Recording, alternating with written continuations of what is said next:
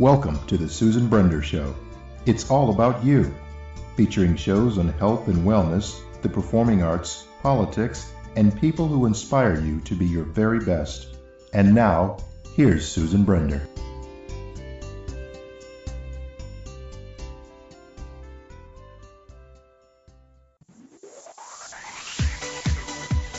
This has been brought to you by Megger, a company that has been serving the electrical test and measurement industry for over 100 years. I'm Susan Brender, and this is the Susan Brender Show. Today I'm very privileged to have a guest on my show who wants to talk about how she survived 4 open-heart surgeries. And she wants to share the story with you because she feels very strongly that once people know a little bit about what she's gone through, then they'll understand how to take care of themselves. So, and she also, just so that everybody knows, she has a book, and she's going to talk a little bit about her book, give you an opportunity to buy it if you want, and to learn why it is such an important book. So my guest today is Cynthia Jones, and I'm very, very pleased to have you on the show, Cynthia. So here it goes. Thank you. You're quite welcome.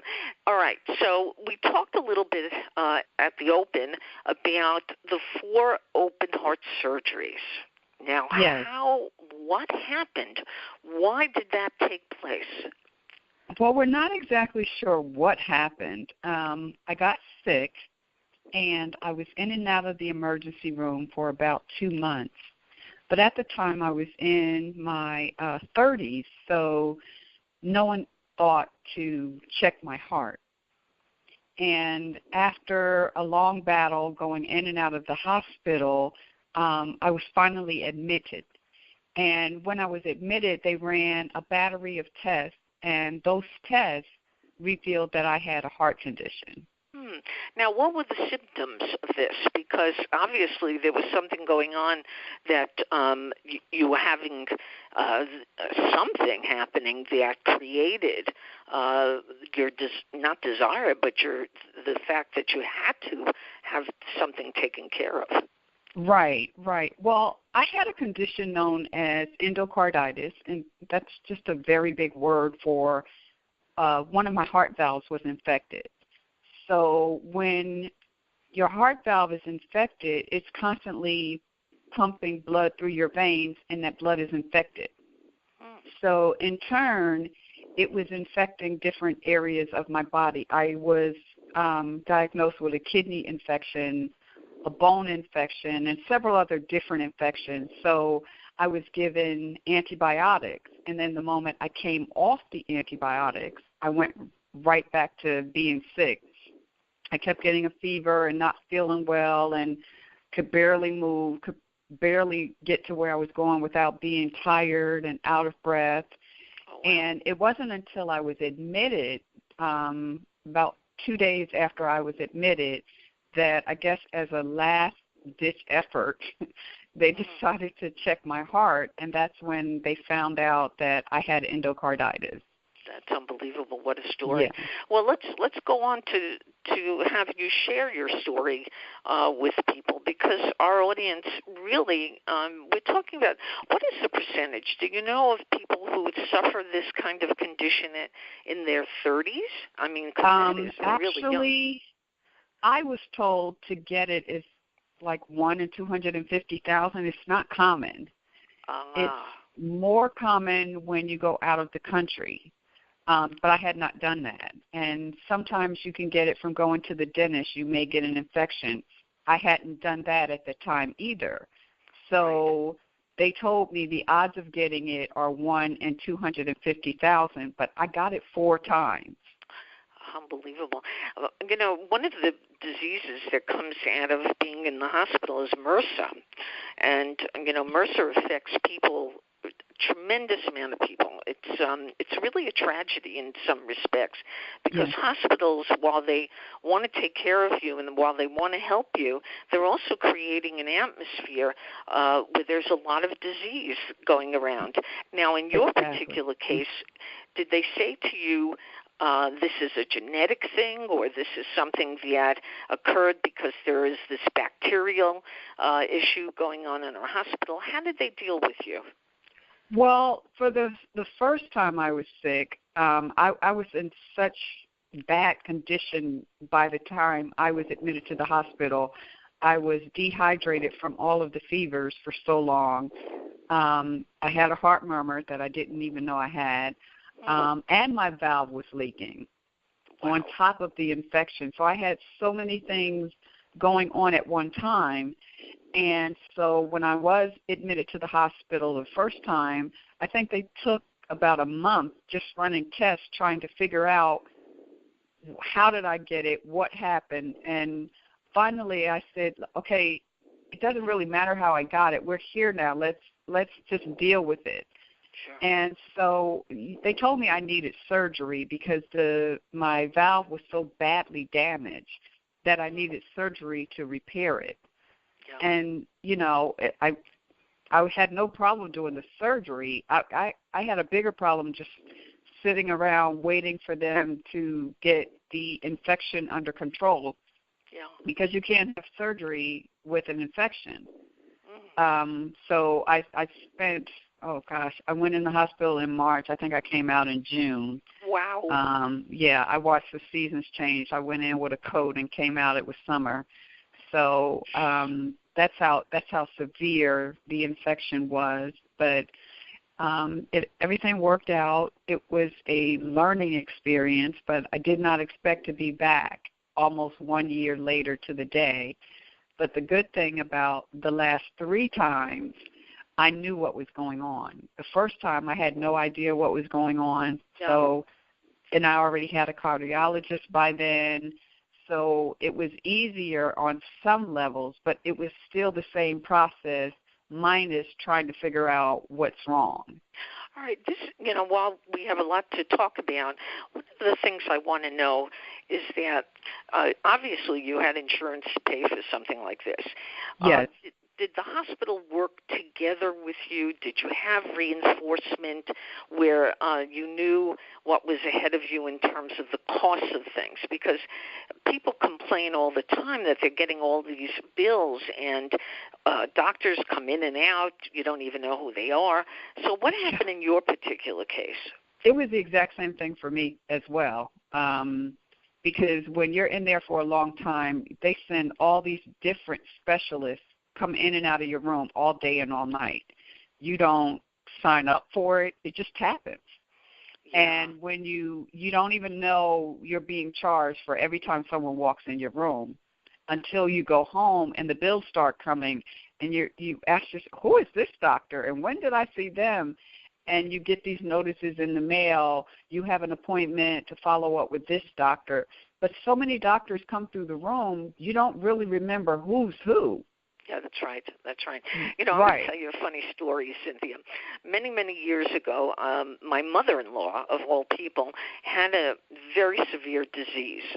But she learned, because of so many times she was in the hospital, she learned that when to say to a doctor, no, don't come here. Yeah. So a doctor comes into her room, and he drops his stethoscope on the floor. Well, my mother-in-law went into such a frenzy. She said to him, "If you don't get a clean instrument, there is no way I'm going to let you touch me, not even." And she said to him, "Get out of the room," and he did. So sometimes you need to kind of advocate for yourself, because if you don't, you could be taken great advantage of by a lot of different people, even though they want to help you. And I'm not saying anything negative about doctors, because the reality is that they work very, very hard. Let's talk a little bit about your book, because you've written a book, and I'm sure you talk about in your book passion and perseverance and overcoming obstacles. So let's tell our audience a little bit about why you wrote the book, what it's about, and how successful it's been because of the nature of the information that it gives. Well, the book is entitled Destined Even Though You've Been Delayed, and although that sums up my life perfectly, it's written to people who have just endured so many hardships and disappointments and frustrations, that you are not looking to go where you saw yourself going 10 years ago or 20 years ago or when you were a little girl or a little boy. And sometimes life gets in the way, and you put your dreams, your hopes, your destiny, your purpose in the background because you've got to work, you've got family, you're not feeling well, this family member is not feeling well. And so you let go of what you once had dreamed about. Yeah. And at the time that I wrote this book, I had found myself in a place that I had been so discouraged, so disappointed, and betrayed by, yet another person. And I was feeling just really frustrated. And I remember saying, praying about it, I said, I don't want to see the glass half empty. I've always been, I see the glass half full. And I noticed I was beginning to see the glass half empty. And the next thing I knew, I was at my computer and I was writing about it. And the moment I started writing, the first couple of pages, I started feeling better, and I started seeing the glass half full. And I wasn't writing so much to help anyone else. I was just writing the process that I have gone through and am still going through on some levels to get to where I'm destined to be. And so I wrote about the unforgiveness and the anger, and you think you're supposed to go this way, and then you've got to turn around and go another way. And I wrote about all the times you've been shattered and broken, and you didn't feel like you could get back up. You didn't even want to get back up. And I wrote about step by step by step the different emotions, the different things that you go through. But in each chapter, there are so many inspirational quotes from famous people. And so the book is to inspire you and to uplift you and encourage you that no matter what you're going through, you can get back up. I really didn't write about my story. I wrote about my process. At the end of the book, I talked a little bit about my story, but the book is about anybody's story because all of us are destined for something. All of us have a purpose. All of us had dreams when we were young, and then sometimes we get older and we put those on the back burner because life gets in the way. But your hopes and your dreams and your destiny, they're still there. You might have to fight to hear that voice, but they're still there. And as long as you have breath in your body, you still have an opportunity to fulfill it. So it was a catharsis for you to write that book. You got it all out because obviously you felt what anybody would feel, which is why me? That question about why me. There have been big books written on that situation where people say, I don't understand. I was fine. Everything was good. And suddenly, boom, something hit me, and it wasn't particularly great. Now, you talked a little bit in your discussion. I could hear your passion. I mean, it's an amazing and wonderful passion to have because you're sharing it with people who need to know that there is hope, that there is a dream that you could fulfill, that your life is not particularly over. And even if you are terribly sick and have diseases which really are infecting your body in ways that you can't even describe, it seems that there is a kind of spirituality that I hear coming from you, and a kind of religiosity as well. So tell us a little bit about that. Well, I am an ordained minister. I've been preaching since 1997, so it's in me. It's birthed in me. But it wasn't until a few years ago I began as an inspirational speaker. I started sharing my story, and I share my hope and my dream, but I also share faith because I would not be here without faith, because when you're in the hospital, you're faced with negativity every moment of every day, because if you are well, you are not in that hospital. So when you're laid up in that hospital room, one person after another comes in and tells you what's wrong with you. So you're faced with all of the negativity. I was faced with, it's not looking good. You're not going to make it. This really looks bad. There's not a whole lot we can do for you. I was faced with all of those scenarios. And my constant response is, I'm walking out of here. I don't know when I'm walking out of here, but I know I'm walking out of here. My faith was strong before I ever got in the hospital, and I'm so grateful because if it hadn't been, these are the professionals. These are the people who went to school. These are medical professionals, nurses, doctors, surgeons. They know what they're talking about. But I knew the God that I serve. I knew my faith, and I knew this wasn't the end of my story. I'm walking out of here. I know you've got the degrees on the wall, but I've got my faith, and I'm walking out of here. And I did. Now, I did not know I was going to have to walk back in 3 other times, but each time I walked out.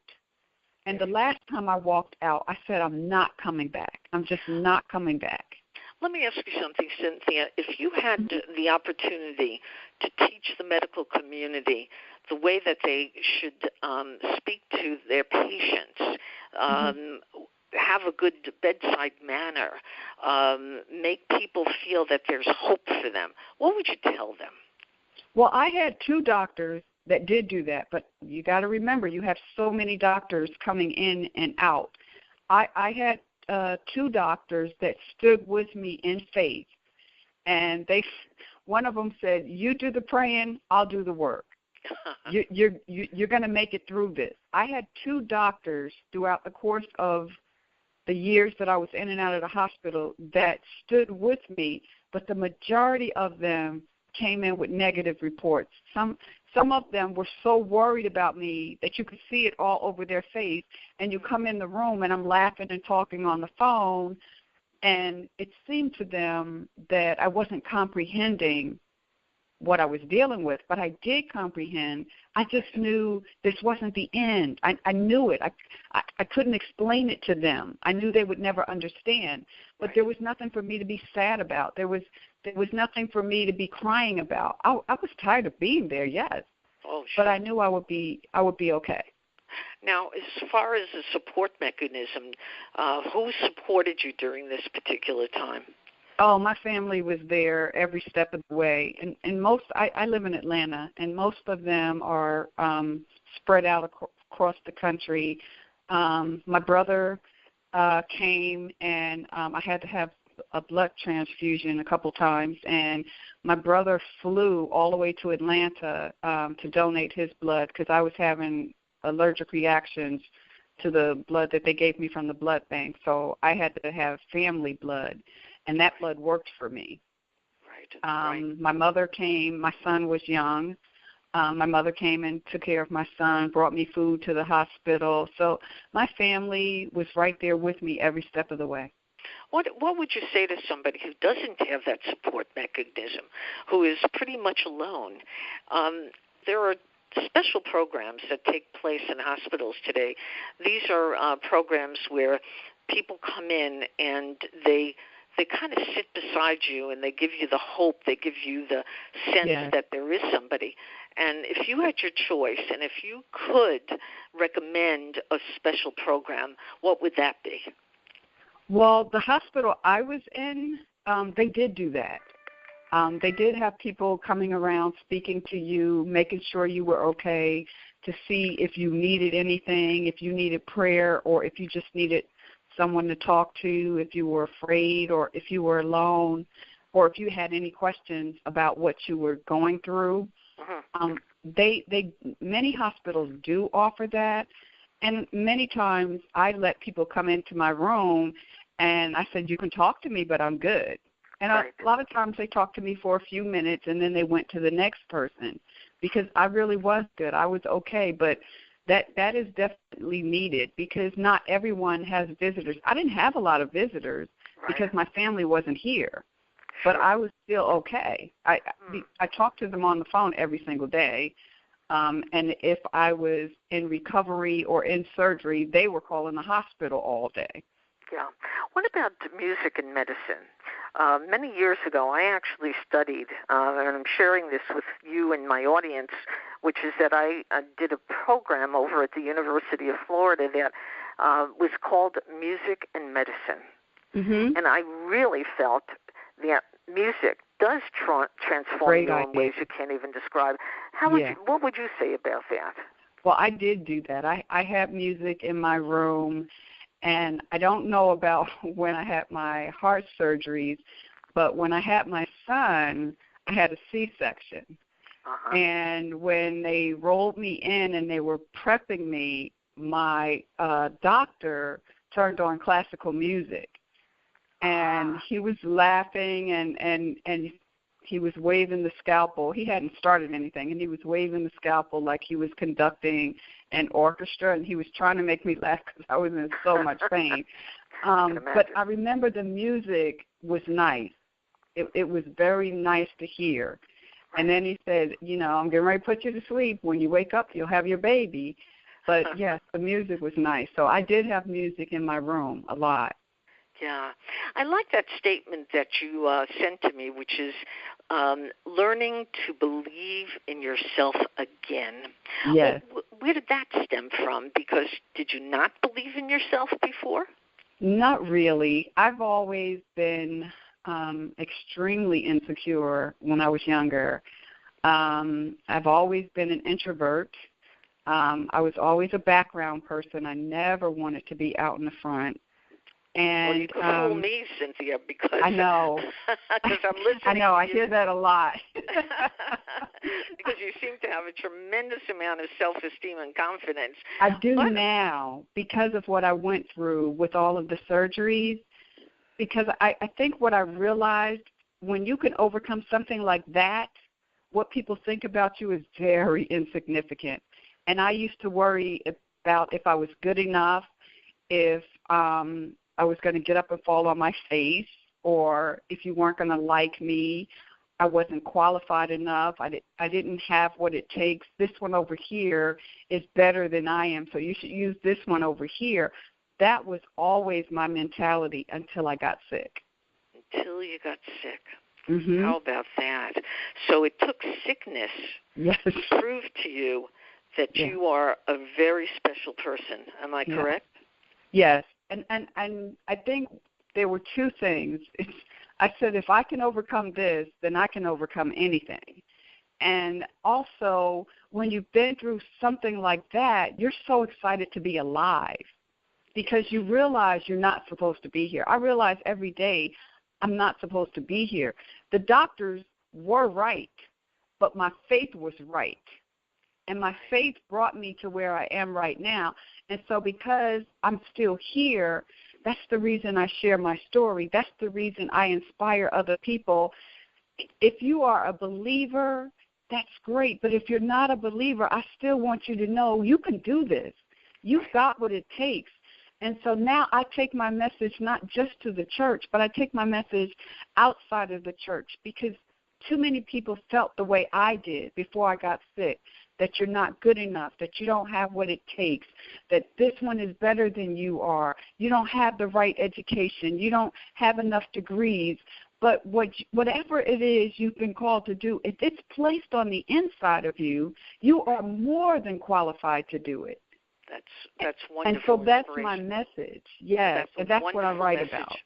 And I'm delighted that you're sharing it with my audience, because it is just so inspirational. There's one more thing that I think is pretty interesting, and that is, you don't have to be just a simple person to get a disease. Know that there are famous people who've had everything in their life, who think that their lives are just perfect, and suddenly something hits them. Mm-hmm. And when that happens, they maybe, and I don't know exactly how to put this, but it changes them. It changes them, their ego, because a lot of these people have a huge ego. They think that they're perfect, nothing will ever happen to them, and then suddenly, boom, it happens. And it's at that time that they look at themselves and they say, should I give something? Should I give feedback to people? And that's happened. Think about who's the person from Apple. Let's talk about him for a second. It's escaping me right now. Jobs, that's right. Steve Jobs, correct. Steve Jobs must have had a huge ego. Right. But look what happened. Mhm. So it doesn't matter what class you're in, what ethnicity you are, what color you are. You know, if something is going to happen, it's going to happen. Poor, rich, you name it. So it's necessary for a book like yours to be out there, for people to be able to read it, even if their situation is not severe or not a problem. Maybe it's a relative of theirs who, you know, needs to know how to deal with someone like you. I mean, don't you agree with that? Yes, and everything that we go through it to make us stronger. It should, whatever you've been through, you should always come out stronger. You should always come out wiser. And if you don't, then you're going to have to repeat the process. I like to think that what I went through made me stronger. It made me a better person. It wasn't sent to destroy me. It was sent to build me up. And so I wanted to learn every lesson that I could possibly learn from it. And what I've learned from it, my story was never about me.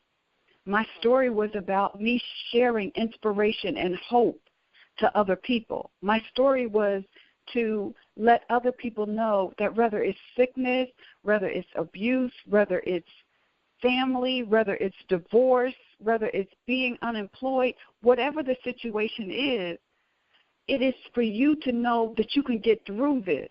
You've got the strength. You've got it on the inside of you, but you've got to work it. And you don't know how strong you are until you go through something. I didn't know how strong I was until I went through this. I didn't want to be out in the front. I wanted to be in the background. I didn't want to speak. You know, when I was called to preach 20 years ago, that was the scariest thing in the world for me. Sure. But now I am so comfortable. I am more comfortable now than I was 18 years ago when I got sick. Right. Because now I've been through everything I've been through, and my message is of hope. My message is that you can do this, whatever your this is. You can do this. You can make it. You've got what it takes as long as you don't give up, because once you give up, it's over.